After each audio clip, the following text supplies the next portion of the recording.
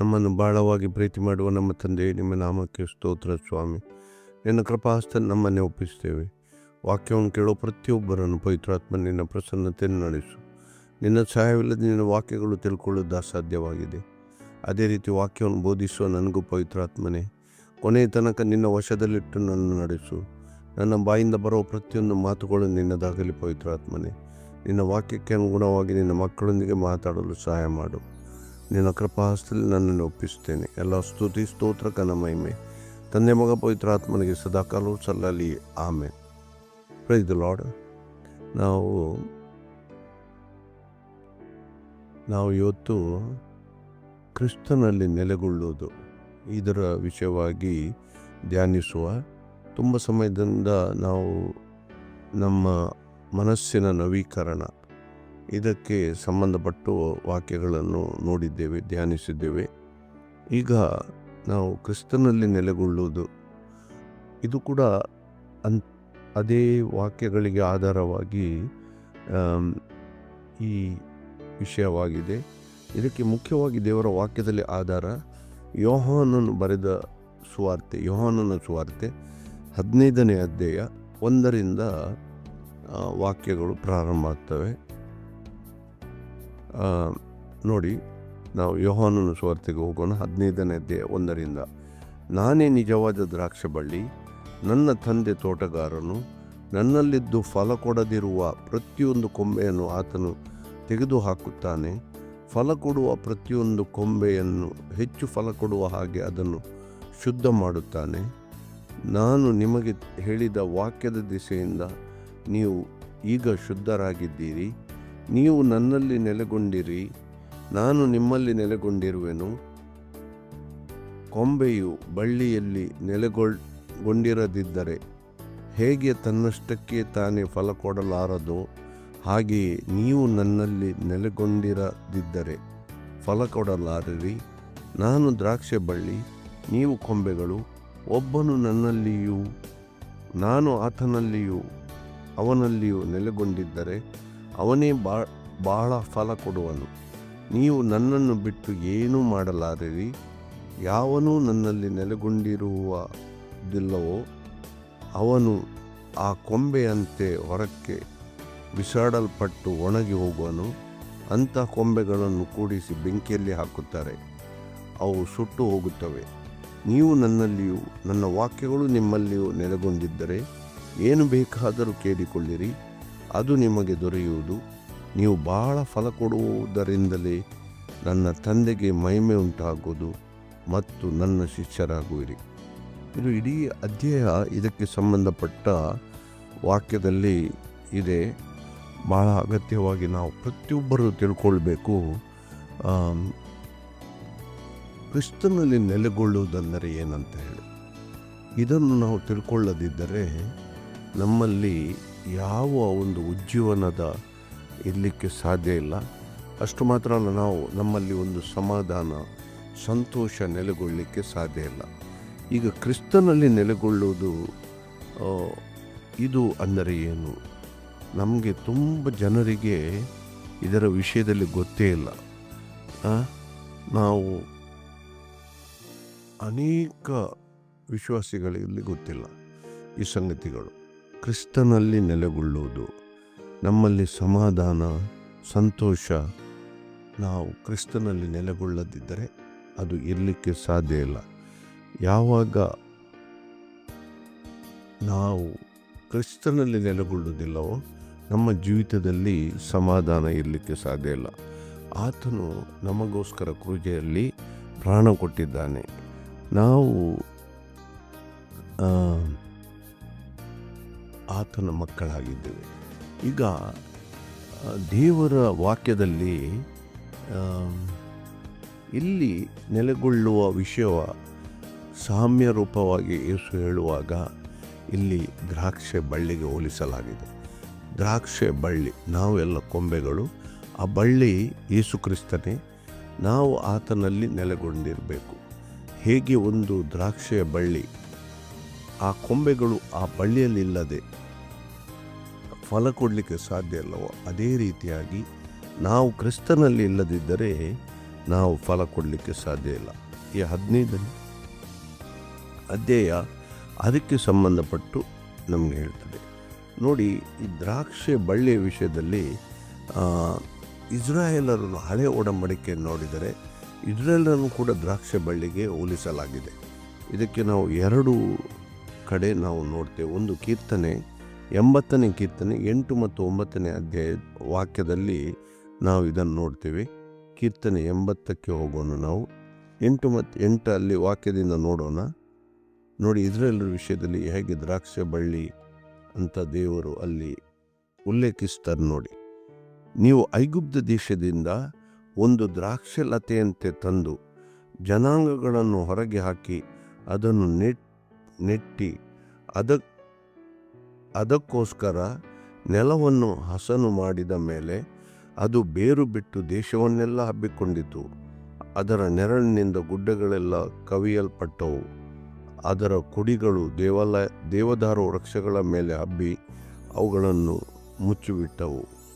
ಅದರ ಕೊಂಬೆಗಳು ಸಮುದ್ರದವರೆಗೂ ಅದರ ರೆಂಬೆಗಳು ಮಹಾನದಿಯವರೆಗೂ ಹರಡಿಕೊಂಡವು. ನೋಡಿ, ಇಲ್ಲಿ ಕೀರ್ತನೆಗಾರನು ಇಸ್ರಾಯೇಲ್ ದ್ರಾಕ್ಷಲತೆ ಅಂದರೆ ಇಸ್ರಾಯೇಲ್ ಜನಾಂಗವನ್ನು ಐಗುಪ್ತ ದೇಶದಿಂದ ತಂದು ಆ ಕಾನಾನ್ ದೇಶದಲ್ಲಿ ಅಲ್ಲಿರುವ ಜನರನ್ನು ಹೊರಗೆ ಹಾಕಿ ಅಲ್ಲಿ ದೇವರು ಅದನ್ನು ನೆಟ್ಟನು. ಅವರು ಬಹಳ ಫಲ ಕೊಡುವ ರೀತಿಯಲ್ಲಿ, ಅಂದರೆ ಅದು ಹಬ್ಬಿದವಂತ ಬರೆದಿದೆ, ಫಲ ಕೊಡುವ ವಿಷಯದಲ್ಲಿ ಇಲ್ಲಿ ಬರೆಯಲ್ಪಡಲಿಲ್ಲ. ಯಾಕೆಂದರೆ ದೇವರು ಇಸ್ರಾಯೇಲರ ವಿಷಯದಲ್ಲಿ ಫಲ ಕೊಡುವ ವಿಷಯದಲ್ಲಿ ಬಹಳ ನೊಂದಿದ್ದಾರೆ. ದೇವರಿಗೆ ಬಹಳ ನೋವಿದೆ. ಯಾಕೆಂದರೆ ದೇವರು ಅಪೇಕ್ಷೆ ಮಾಡಿದ ರೀತಿಯಲ್ಲಿ ಇಸ್ರಾಯೇಲ್ ಜನ ಫಲ ಕೊಡಲಿಲ್ಲ. ಇದನ್ನು ನಾವು ನೋಡ್ತೇವೆ. ಇಲ್ಲಿ ಬಹಳ ಅಗತ್ಯವಾಗಿ ನಾವು ನೋಡ್ತೇವೆ, ಇಸ್ರಾಯೇಲ್ ಜನರನ್ನು ಇಲ್ಲಿ ದ್ರಾಕ್ಷೆ ಬಳ್ಳಿಗೆ ಹೋಲಿಸಲಾಗಿದೆ. ಈಗ ನಾವು ಹೊಸ ಒಡಂಬಡಿಕೆಯಲ್ಲಿ ನಾವು ಕೂಡ ಕ್ರಿಸ್ತನ ಆತ್ಮಿಕ ಇಸ್ರಾಯೇಲರು, ಅಂದರೆ ನಮ್ಮನ್ನು ಕೂಡ ದ್ರಾಕ್ಷೆ ಬಳ್ಳಿಗೆ ಹೋಲಿಸಲಾಗಿದೆ.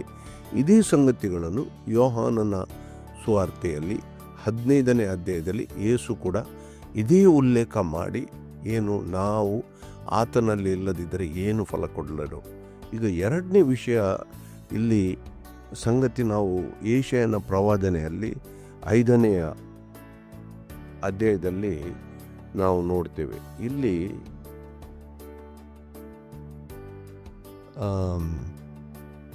ಭಾಳ ಅಗತ್ಯವಾಗಿ ಇದನ್ನು ಒಂದು ಸಾರಿ ನಾನು ಅನೇಕ ಕೆಲವು ಸೇವಕರ ವಿಷಯದಲ್ಲಿ ಆಲೋಚನೆ ಮಾಡುವಾಗ ದೇವರು ಈ ವಾಕ್ಯಗಳನ್ನು ನನಗೆ ಕೊಟ್ಟಿದ್ದರು. ಇಲ್ಲಿ ನೋಡಿ, ಇಸ್ರಾಯೇಲರನ್ನು ದ್ರಾಕ್ಷೆ ಲತೆಗೆ ಹೋಲಿಸಲಾಗಿದೆ. ನನ್ನ ಪ್ರಿಯನು ಅವನ ತೋಟವನ್ನು ಕುರಿತು ನನ್ನ ಪ್ರಿಯನ ಒಂದು ಗೀತವನ್ನು ನಾನು ಹಾಡುವೆ ಕೇಳಿರಿ. ಸರವತ್ತಾದ ಗುಡ್ಡದ ಮೇಲೆ ನನ್ನ ಪ್ರಿಯನಿಗೆ ದ್ರಾಕ್ಷೆ ತೋಟವಿತ್ತು.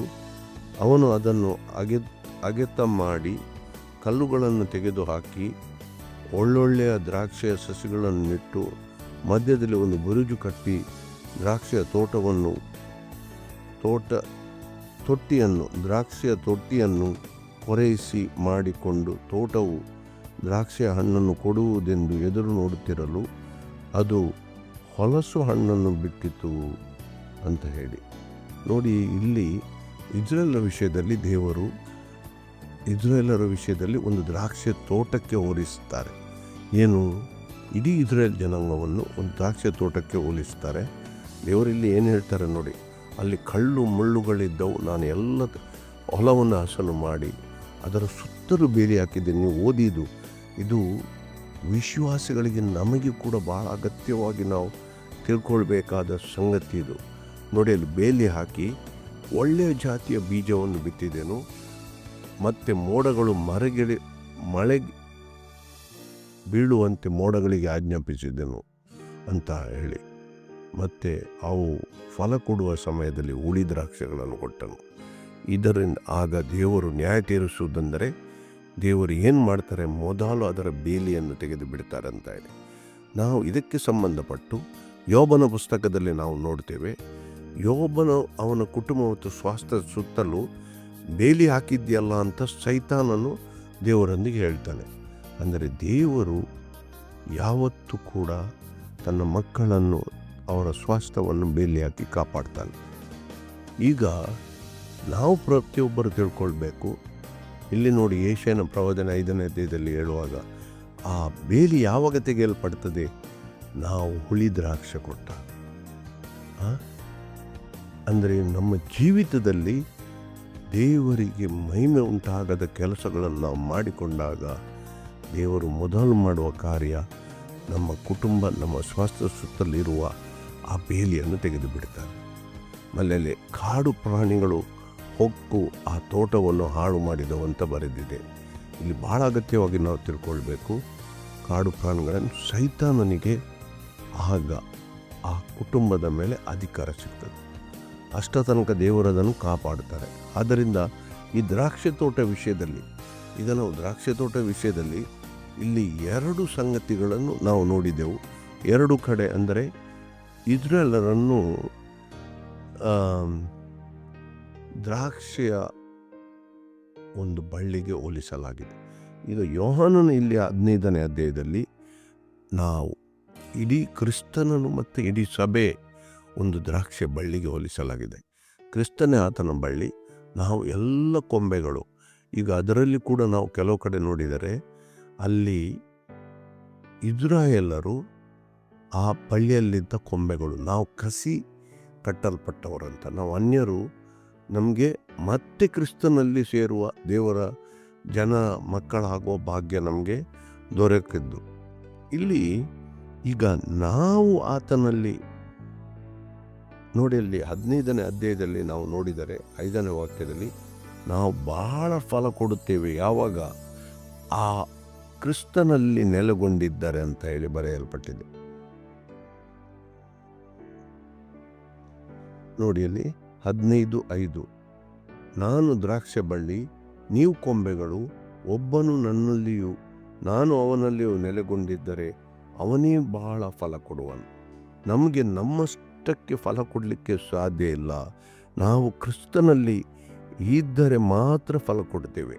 ಈಗ ಕ್ರಿಸ್ತನಲ್ಲಿ ಇಲ್ಲಿ ನಾವು ನೆಲೆಗೊಂಡಿದ್ದರೆ, ಅಥವಾ ಅಬೈಡಿಂಗ್ ಅಂತ ಇಂಗ್ಲೀಷ್ ಪದ ಅಲ್ಲಿ ಬಳಸಲಾಗಿದೆ, ಅಬೈಡಿಂಗ್ ಅಂತ. ಆದರೆ ಇಲ್ಲಿ ಬಳಸಲ್ಪಟ್ಟ ಪದ ಹಿಬ್ರು ಪದ ಏನಂದರೆ, ಗ್ರೀಕ್ ಪದ ಏನಂದರೆ ಮೆನೋ ಅಂತ ಬಳಸಲ್ಪಟ್ಟಿದೆ. ಅಂದರೆ ನಿರಂತರ ಅಂತ. ನಾವು ಒಟ್ಟಿಗೆ ಇರುವುದು ಅಥವಾ ನೆಲೆಗೊಳ್ಳುವುದು, ಅದೊಂದು ನಿರಂತರವಾಗಿ, ಕೇವಲ ಒಂದು ಸಮಯಕ್ಕೆ ಮಾತ್ರ ಅಲ್ಲ, ಕೇವಲ ಒಂದು ದಿವಸಕ್ಕೆ ಮಾತ್ರ ಅಲ್ಲ, ನಾವು ನಿರಂತರವಾಗಿ ಕ್ರಿಸ್ತನಲ್ಲಿ ನೆಲೆಗೊಳ್ಳುವುದು ಅಂತ ಹೇಳಿ. ಇದು ಒಂದು ನಿರಂತರ ಪ್ರಕ್ರಿಯೆ. ನಾವು ಕ್ರಿಸ್ತನಲ್ಲಿ ನಿರಂತರವಾಗಿ ನೆಲೆಗೊಳ್ಳಬೇಕು. ನೋಡಿ ಅಲ್ಲಿ 4ನೇ ವಾಕ್ಯ ನೋಡಿ, ನೀವು ನನ್ನಲ್ಲಿ ನೆಲೆಗೊಂಡಿರಿ, ನಾನು ನಿಮ್ಮಲ್ಲಿಯೂ ನೆಲೆಗೊಂಡಿರುವೆನು. ಕೊಂಬೆಯ ಬಳ್ಳಿಯಲ್ಲಿ ನೆಲೆಗೊಂಡಿರದಿದ್ದರೆ ಹೇಗೆ ತನ್ನಷ್ಟಕ್ಕೆ ತಾನೇ ಫಲ ಕೊಡಲಾರದೋ, ಹಾಗೆಯೇ ನೀವು ನನ್ನಲ್ಲಿ ನೆಲೆಗೊಂಡಿರದಿದ್ದರೆ ಫಲ ಕೊಡಲಾರಿರಿ. ನೋಡಿ, ನಾವು ಬಹಳ ಅಗತ್ಯವಾಗಿ ನಾವು ತಿಳ್ಕೊಳ್ಬೇಕು. ನಾವು ಕ್ರಿಸ್ತನಲ್ಲಿ ನೆಲೆಗೊಳ್ಳದಿದ್ದರೆ ನಾವು ಫಲ ಕೊಡಲಿಕ್ಕೆ ಸಾಧ್ಯ ಇಲ್ಲ. ಈಗ ಅನೇಕರು ನಮ್ಮಲ್ಲಿ ಆಲೋಚನೆ ಏನೆಂದರೆ, ನಾವು ಅನ್ಯ ಭಾಷೆಯಲ್ಲಿ ಮಾತಾಡೋದು, ಒಳ್ಳೆಯ ಪ್ರಸಂಗ ಮಾಡೋದು, ಅಥವಾ ಒಳ್ಳೆಯ ಹಾಡುಗಳನ್ನು ಹಾಡೋದು, ಹಾಡುಗಳನ್ನು ರಚಿಸುವುದು, ಇದೆಲ್ಲ ಆತ್ಮಿಕತೆ, ಒಳ್ಳೆಯ ಪ್ರಾರ್ಥನೆ ಮಾಡೋದು, ಇದೆಲ್ಲ ಫಲಗಳಂತ ಯೋಚಿಸ್ತೇವೆ. ಇದು ವರಗಳು, ಫಲಗಳಲ್ಲ. ದೇವರು ತನ್ನ ಸಭೆಯ ಒಳಿತಿಗಾಗಿ ಕೊಟ್ಟ ವರಗಳು. ಅನೇಕರು ಇದನ್ನು ಒಂದು ಫಲವಾಗಿ ತೋರಿಸಲಿಕ್ಕೆ ಪ್ರಯತ್ನ ಪಡ್ತಾರೆ. ಇದೆಲ್ಲ ಆರ್ಟಿಫಿಷಿಯಲ್ ಫಲ. ಒಂದು ಮರದಲ್ಲಿ ಕೃತಕವಾದ ಒಂದು ಮಾವಿನ ಹಣ್ಣು ತೂಗು ಹಾಕಿದಾಗೆ. ಅದರಿಂದ ಅದಕ್ಕೆ ಯಾವ ರುಚಿ ಇಲ್ಲ, ಯಾವ ಪ್ರಯೋಜನ ಇಲ್ಲ, ಖಾಲಿ ನೋಡಲಿಕ್ಕೆ ಮಾತ್ರ ಅದು ಶೋ ಪೀಸ್ ಅಂತ. ಅದೇ ರೀತಿಯಾಗಿ ಅನೇಕರು ಇವತ್ತು ಇದೇ ಫಲಗಳನ್ನು ಇಟ್ಟು ತಾವು ಆತ್ಮಿಕವಾಗಿ ಕ್ರಿಸ್ತನಲ್ಲಿ ನೆಲೆಗೊಂಡಿದ್ದೇವೆ, ನಾವು ಕ್ರಿಸ್ತನ ಮಕ್ಕಳು ಅಂತ ಹೇಳಿ ತಾವೇ ತೋರ್ಪಡಿಸಲಿಕ್ಕೆ ಪ್ರಯತ್ನ ಪಡ್ತಾರೆ. ಅದು ನೆಲೆಗೊಳ್ಳುವುದಲ್ಲ. ನೆಲೆಗೊಳ್ಳುವುದಂದರೆ ಒಂದು ನಿರಂತರವಾಗಿ ನಾವು ಕ್ರಿಸ್ತನಲ್ಲಿ ಇರುವುದು. ನಮ್ಮ ಜೀವನವೇ ಕ್ರಿಸ್ತನ ಬೋಧನೆಗೆ ಒಂದು ಪ್ರತಿಬಿಂಬವಾಗಿ ಕಾಣಬೇಕು. ಅಲ್ಲಿ ನಮ್ಮ ಪ್ರತಿಯೊಂದು ಹಂತದಲ್ಲಿ, ಅಂದರೆ ನಮ್ಮ ಜೀವಿತದ ಒಂದು ಹಂತದಲ್ಲಿ ಕೇವಲ ಭಾನುವಾರ ಪ್ರಾರ್ಥನೆ, ಸಾಯಂಕಾಲ ಪ್ರಾರ್ಥನೆ, ಇಷ್ಟು ಸಮಯ ಮಾತ್ರ ಕ್ರಿಸ್ತನು, ಉಳಿದ ಸಮಯದಲ್ಲಿ ನಮ್ಮದು ಕ್ರಿಸ್ತನಲ್ಲಿ ಇರಲ್ಲ ಅಂತ ಹೇಳಲ್ಲ. ನಿರಂತರ ನಮ್ಮ ಕೆಲಸದ ಸಮಯದಲ್ಲಿ ನಾವು ಕೆಲಸ ಮಾಡುವಾಗ ಆತನಲ್ಲಿ ಪ್ರಾರ್ಥನೆ ಮಾಡಿ, ಆತನಲ್ಲಿ ಉಲ್ಲೇಖಿಸಿ, ನಮ್ಮ ಕೆಲಸದಿಂದ ನಮಗೆ ಏನಾದರೂ ಒಳ್ಳೆ ಕಾರ್ಯಗಳು ನಡೆದಾಗ ಆತನಿಗೆ ನಾವು ಕೃತಜ್ಞತಾ ಸ್ತುತಿ, ಇದೊಂದು ನಿರಂತರ ಪ್ರಕ್ರಿಯೆ. ಪ್ರತಿ ಒಂದರಲ್ಲಿ ನಾವು ಕ್ರಿಸ್ತನ ಸಂಬಂಧವನ್ನು ನೋಡಿಕೊಳ್ಳು, ಅದು ಕ್ರಿಸ್ತನಲ್ಲಿ ನೆಲೆಗೊಳ್ಳುವುದಂತಾಗಿದೆ. ಆದ್ದರಿಂದ ಇಲ್ಲಿ ನಾವು ಪ್ರತಿಯೊಬ್ಬರು ಇಲ್ಲಿ ತಿಳ್ಕೊಳ್ಬೇಕು ಏನಂದರೆ, ಇಲ್ಲಿ ಆ ಕೊಂಬೆ ತಾನು ಫಲ ಕೊಡಲಿಕ್ಕೆ ಇಲ್ಲಿ ಪ್ರಯತ್ನ ಪಡೋದಿಲ್ಲ. ಯಾವುದಾದ್ರೂ ಮರದಲ್ಲಿ ಕೊಂಬೆ ತಾನು ಪ್ರಯತ್ನ ಪಟ್ಟು ಫಲ ಕೊಡಲಿಕ್ಕೆ ಆಗ್ತದ? ಇಲ್ಲ. ಆ ಗಿಡದಿಂದ, ಆ ಬಳ್ಳಿಯಿಂದ ಅದಕ್ಕೆ ಬೇಕಾದ ಆಹಾರಗಳು ಆ ಸಮಯಕ್ಕೆ ಅನುಗುಣವಾಗಿ ಸಿಕ್ಕಿದಾಗ ಆ ಸಮಯಕ್ಕೆ ಅನುಗುಣವಾಗಿ ಅದು ಫಲ ಕೊಡುತ್ತದೆ. ಆದ್ದರಿಂದ ನಾವು ಕ್ರಿಸ್ತನಲ್ಲಿ ನಾವು ಫಲ ಕೊಡಲಿಕ್ಕೆ ಪ್ರಯತ್ನ ಪಡ್ತೇವೆ ಎಂಬ ಚಿಂತನೆಯಲ್ಲಿ ಬಿಟ್ಟು ಬಿಡಬೇಕು. ನಮ್ಮ ಕೆಲಸ ಏನಂದರೆ ಆತನಲ್ಲಿ ನೆಲೆಗೊಳ್ಳುವುದು ಮಾತ್ರ. ಫಲ ಕೊಡುವ ಸಮಯ ಮತ್ತು ಫಲದ ರೂಪು ಎಲ್ಲವನ್ನು ಕ್ರಿಸ್ತನ ನಿರ್ಧಾರ ಮಾಡ್ತಾನೆ. ನಮ್ಗೆ ಗೊತ್ತಿಲ್ಲ, ನಾವು ಕ್ರಿಸ್ತನ ನೆಲೆಗೊಂಡು ಒಂದು ಸೇವೆ ಮಾಡ್ತಾ ಇರ್ಬೋದು, ಆದರೆ ಆ ಸೇವೆಯ ಫಲ ಯಾವಾಗ ಕಾಣ್ತದೆ ಅದು ದೇವರು ನಿರ್ಧಾರ ಮಾಡ್ತಾರೆ, ಕ್ರಿಸ್ತನ ನಿರ್ಧಾರ ಮಾಡ್ತಾರೆ. ನಮ್ಮ ಕೆಲಸ ಏನು? ಆತನೊಂದಿಗೆ ಇದ್ದು ನಾವು ಆತನಿಂದ ನಡೆಸಲ್ಪಟ್ಟವರ ಹಾಗೆ ಆತನಿಗೆ ವಿಧೇಯರಾಗಿ ನಡೆಯುವುದು ಮಾತ್ರ ನಮ್ಮ ಕೆಲಸ.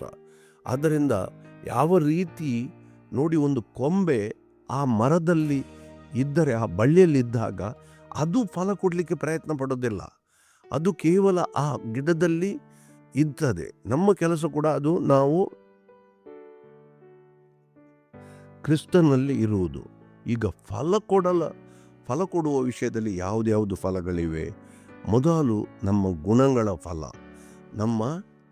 ಫಲ. ಇದನ್ನು ನಾವು ಗಲಾತ್ಯದವರಿಗೆ ಬರೆದ ಪತ್ರಿಕೆ 5ನೇ ಅಧ್ಯಾಯದಲ್ಲಿ ನಾವು ನೋಡ್ತೇವೆ. ಅಲ್ಲಿ 22 ಮತ್ತು 23ನೇ ವಾಕ್ಯ ನಾವು ನೋಡ್ತೇವೆ. ನೋಡಿ, ದೇವರ ಆತ್ಮನಿಂದ ಉಂಟಾಗುವ ಫಲವೇನೆಂದರೆ ಪ್ರೀತಿ, ಸಂತೋಷ, ಸಮಾಧಾನ, ದೀರ್ಘಶಾಂತಿ, ದಯೆ, ಉಪಕಾರ, ನಂಬಿಕೆ, ಸಾಧುತ್ವ, ಕ್ಷಮೆದಮೆ, ಇಂಥವುಗಳೇ ಅಂತ ಹೇಳಿ. ಪ್ರೀತಿ ಸಮಾಧಾನದಲ್ಲಿ, ಇದು ನಮ್ಮ ಪ್ರೀತಿ ಸಮಾಧಾನದಲ್ಲಿ ನಾವು ನೆಲೆಗೊಂಡಾಗ ದೇವರಿಗೆ ಮಹಿಮೆ ಉಂಟಾಗ್ತದೆ. ಅದು ಬಿಟ್ಟು ಇತರರಿಗೆ ಜಗಳ ಆಡೋದು, ಕೋಪ, ಬೈಯೋದು, ಇದೆಲ್ಲ ನಮ್ಮ ಫಲಗಳಲ್ಲ. ನಾವು ಕ್ರಿಸ್ತನಲ್ಲಿ ನೆಲೆಗೊಂಡಾಗ ಇದು ನಮ್ಮ ಗುಣಗಳ ಒಂದು ಫಲ. ಅದು ನಾವು ಗಲಾತ್ಯದವರಿಗೆ ಬರೆದ ಪತ್ರಿಕೆ. 2ನೇದ್ದು ನಮ್ಮ ವಿಧೇಯತ್ವತೆ. ಇದಕ್ಕೆ ನಾವು ಪುನಃ ಅದೇ ಯೋಹಾನನ ಸುವಾರ್ತೆ 15ನೇ ಅಧ್ಯಾಯ 10ನೇ ವಾಕ್ಯದಲ್ಲಿ ನೋಡ್ತೇವೆ. ನಾನು ನನ್ನ ತಂದೆಯ ಆಜ್ಞೆಗಳನ್ನು ಕೈಗೊಂಡು ನಡೆದು ಆತನ ಪ್ರೀತಿಯಲ್ಲಿ ನೆಲೆಗೊಂಡಿರುವ ಮೇರೆಗೆ ನೀವು ನನ್ನ ಆಜ್ಞೆಗಳನ್ನು ಕೈಗೊಂಡು ನಡೆದರೆ ನನ್ನ ಪ್ರೀತಿಯಲ್ಲಿ ನೆಲೆಗೊಳ್ಳುವಿರಿ. ನೋಡಿ, ದೇವರಿಗೆ ವಿಧೇಯರಾಗಿ ದೇವರ ಆಜ್ಞೆಗಳನ್ನು ಕೈಗೊಂಡು ನಡೆಯುವುದು. ಈಗ ಆಜ್ಞೆಗಳೆಂದರೆ ನಮಗೆ ಆಜ್ಞೆಗಳಂತ ಹೇಳುವಾಗ ಹಳೆಯ ಒಡಂಬಡಿಕೆ ಆಜ್ಞೆಗಳು ನೆನಪು ಬರ್ತದೆ.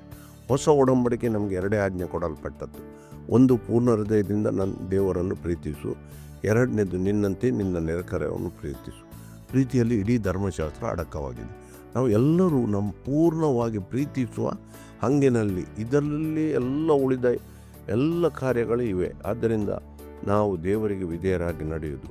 3ನೇದು, ಒಂದು ಸಾಕ್ಷಿ ರೂಪವಾಗಿ ನಮ್ಮ ಒಳ್ಳೆಯ ನಡತೆಯಿಂದ ಇತರರಿಗೆ ಕ್ರಿಸ್ತನ ವಿಷಯದಲ್ಲಿ ಒಂದು ಆಕರ್ಷಣೆ ಉಂಟಾಗಿ ಒಂದು ಸಾಕ್ಷಿಯಾಗಿ ಉಂಟಾಗ್ತದೆ. ಇದನ್ನು ನಾವು ಮತ್ತಾಯನ ಸುವಾರ್ತೆಯಲ್ಲಿ 28ನೇ ಅಧ್ಯಾಯ 19ನೇ ವಾಕ್ಯದಲ್ಲಿ ನಾವು ನೋಡ್ತೇವೆ.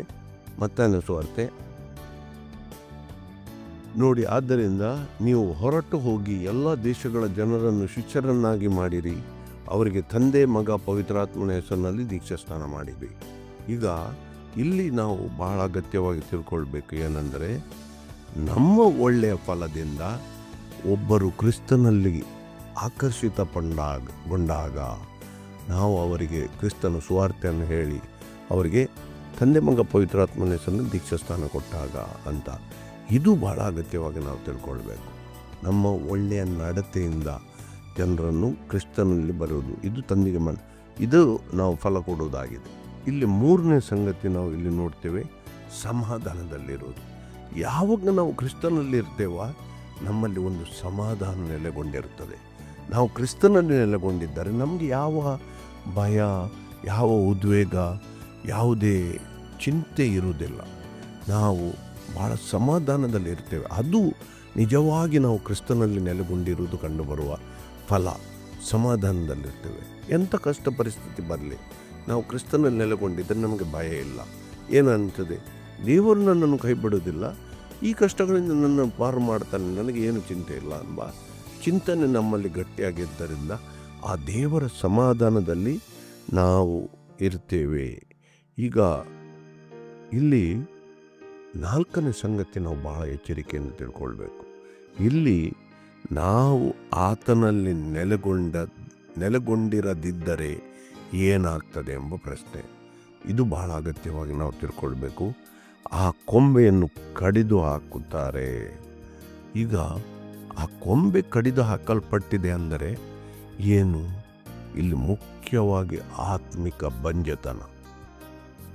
ನಾವು ಭಾನುವಾರ ಪ್ರಾರ್ಥನೆ ಬರ್ತೇವೆ, ದಿನ ನಮ್ಮಲ್ಲಿ ಪ್ರಾರ್ಥನೆ ಮಾಡ್ತೇವೆ, ಬೈಬಲ್ ಓದ್ತೇವೆ, ಎಲ್ಲ ಓದ್ತೇವೆ. ಆದರೆ ನಮ್ಮಲ್ಲಿ ಒಂದು ಆತ್ಮಿಕ ಉಜ್ಜೀವನ ಇರುವುದೇ ಇಲ್ಲ. ಕೇವಲ ಒಂದು ಬಲಾತ್ಕಾರದಿಂದ ನಾವು ಮಾಡುವ ಕಾರ್ಯಗಳಾಗಿರ್ತವೆ. ನಮ್ಮ ಹೃದಯಪೂರ್ವಕವಾಗಿ ಈ ಕಾರ್ಯಗಳು ನಡೆಯುವುದಿಲ್ಲ. ಆದ್ದರಿಂದ ನಮಗೆ ಪ್ರಾರ್ಥನೆಯಲ್ಲಿ ಸಮಯದಲ್ಲಿ ನಮಗೆ ಅಷ್ಟು ಉಲ್ಲಾಸ ಇರುವುದಿಲ್ಲ. ಇದು ನಾವು ಕಡಿದು ಹಾಕಲ್ಪಟ್ಟ ಕೊಂಬೆಗಳಾದರೆ. ಮೊದಲನೇದು ಆತ್ಮಿಕ ಬಂಜತನ. ಎರಡನೇದು ದೇವರ ಕಾರ್ಯಗಳಲ್ಲಿ ನಮಗೆ ಏನೂ ಆಸಕ್ತಿ ಇರುವುದಿಲ್ಲ. ಕೇವಲ ನಾವು ಹೆದರಿಕೆಯಿಂದ ಈ ಎಲ್ಲ ಕಾರ್ಯಗಳನ್ನು ಮಾಡ್ತೇವೆ. ಭಾನುವಾರ ಪ್ರಾರ್ಥನೆ ಮಾಡಬೇಕು, ಆಜ್ಞಾಪೂರ್ವಕವಾಗಿ ಹೃದಯಪೂರ್ವಕವಾಗಿ ನಮ್ಮಲ್ಲಿ ಕಾರ್ಯಗಳು ನಡೆಯುವುದಿಲ್ಲ. ಒಂದು ಸಮಯ, ಈ ಸಮಯದೊಳಗೆ ಮುಗಿಸಬೇಕು, ಮತ್ತೆ ನನಗೆ ಬೇರೆ ಕೆಲಸ ಉಂಟು. ಇದೆಲ್ಲ ಯಾರು ಆ ಕೊಂಬೆ ಕಡಿದು ಹಾಕಲ್ಪಟ್ಟ ಕೊಂಬೆ ಅಂತ ಇರುವವರ ಪರಿಸ್ಥಿತಿ. ಆತ್ಮಿಕ ಬಂಜತನ, ದೇವರ ಕಾರ್ಯಗಳಲ್ಲಿ ಏನೂ ಆಸಕ್ತಿ ಇರುವುದಿಲ್ಲ ಮತ್ತು ಆತ್ಮಿಕ ಉಜ್ಜೀವನ ಅವರಲ್ಲಿ ಇರುವುದಿಲ್ಲ.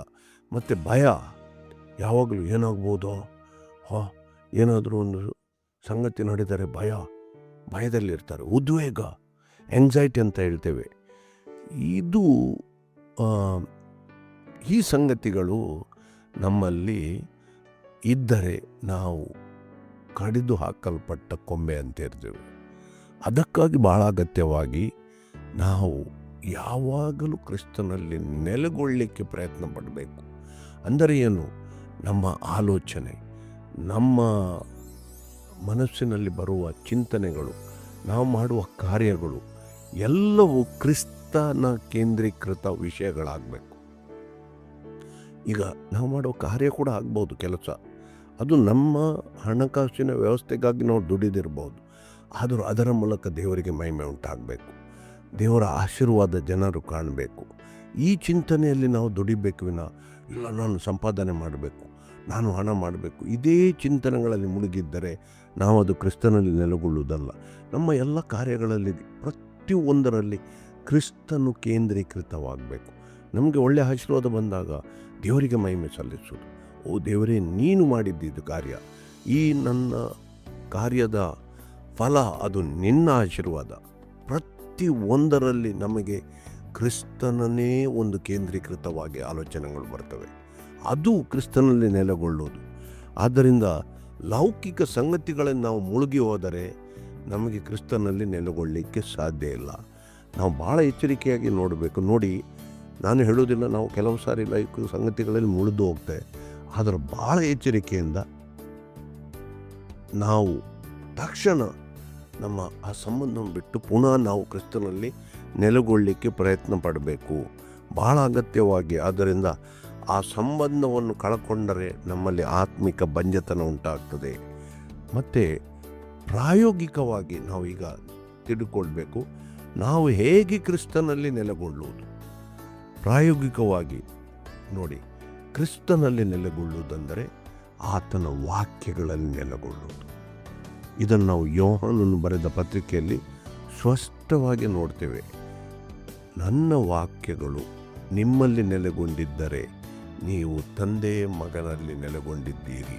ನೋಡಿ, ಇಲ್ಲಿ ಕೂಡ ಅದು ವಾಕ್ಯ ಹೇಳ್ತದೆ, ವಾಕ್ಯಗಳನ್ನು ಓದುವುದರಿಂದ ಯಾವ ಪ್ರಯೋಜನ ಇಲ್ಲ.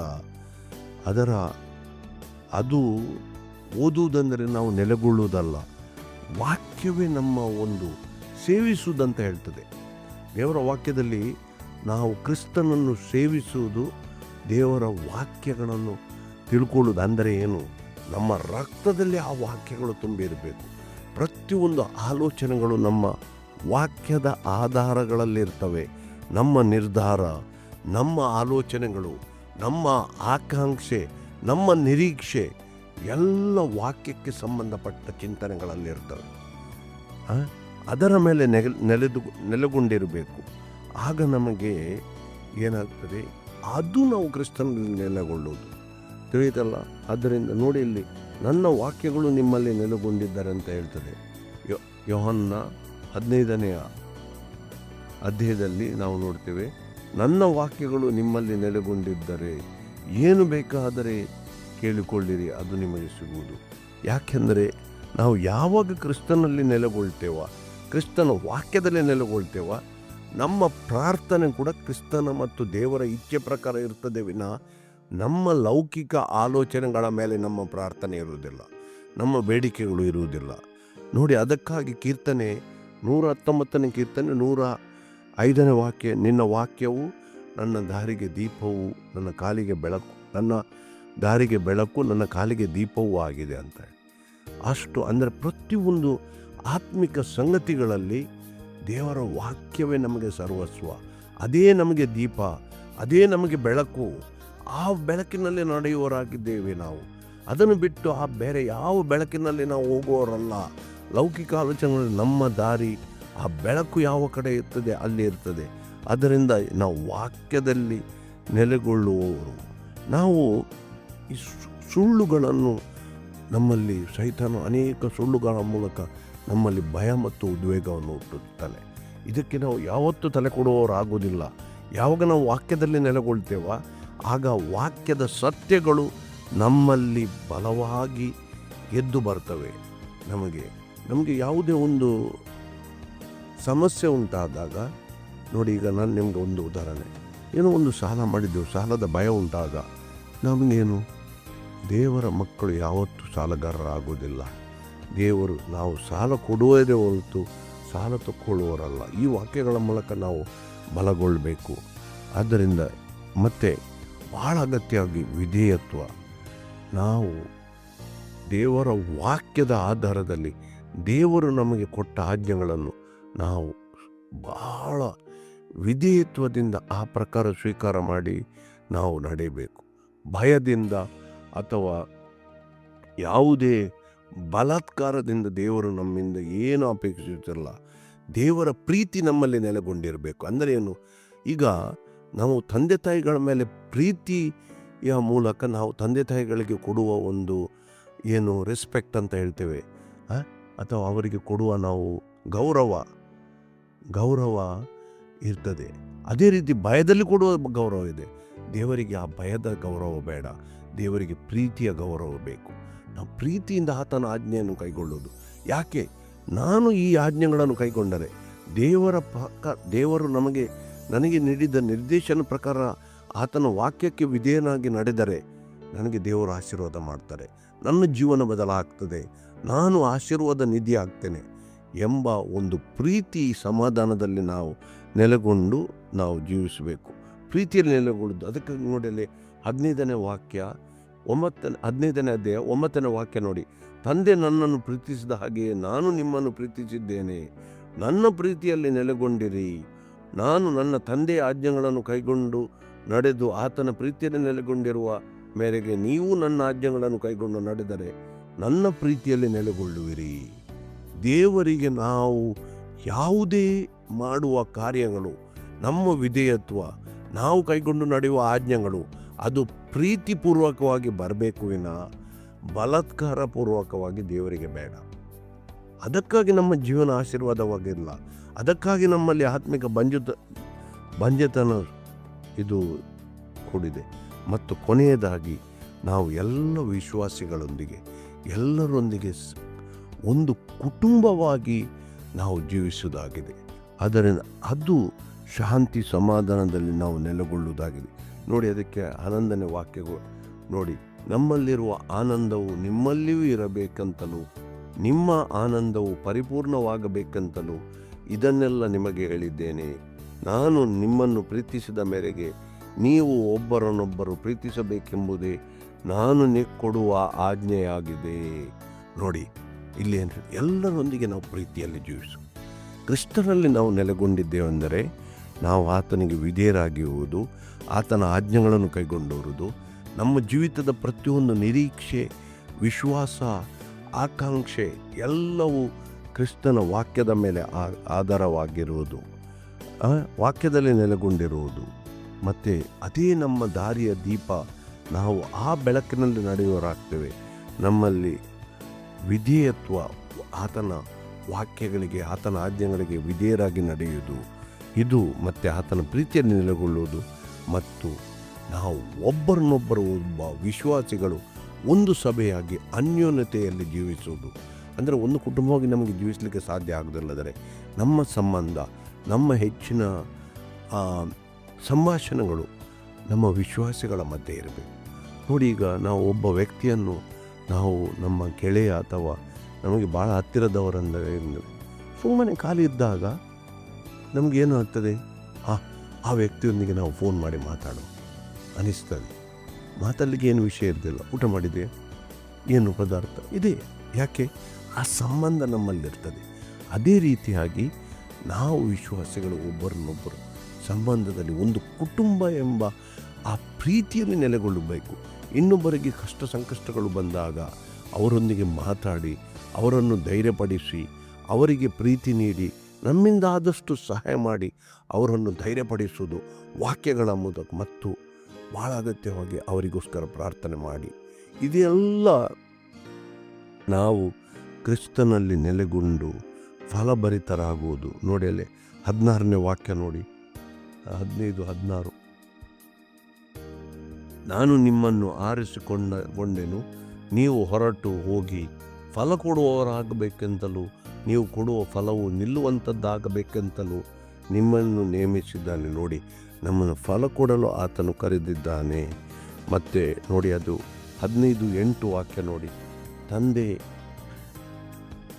ಅದು ನಿಮಗೆ ದೊರೆಯುವುದು, ನೀವು ಬಹಳ ಫಲ ಕೊಡುವುದರಿಂದಲೇ ತಂದೆಗೆ ಮಹಿಮೆ ಉಂಟಾಗುವುದು ಮತ್ತು ನನ್ನ ಶಿಷ್ಯರಾಗುವಿರಿ. ನಮ್ಮ ಈ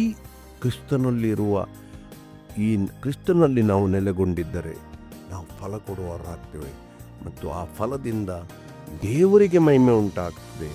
ನಾವು ದೇವರ ಸಾಕ್ಷಿಯಾಗಿ ಜೀವಿಸ್ತೇವೆ ಮತ್ತು ಇತರರನ್ನು ಕೂಡ ಕ್ರಿಸ್ತನ ಬಳಿಗೆ ತರಲಿಕ್ಕೆ ಆಗ್ತದೆ. ಅದರ ಮೂಲಕ ತಂದೆಗೆ ಮಹಿಮೆ ಉಂಟಾಗ್ತದೆ.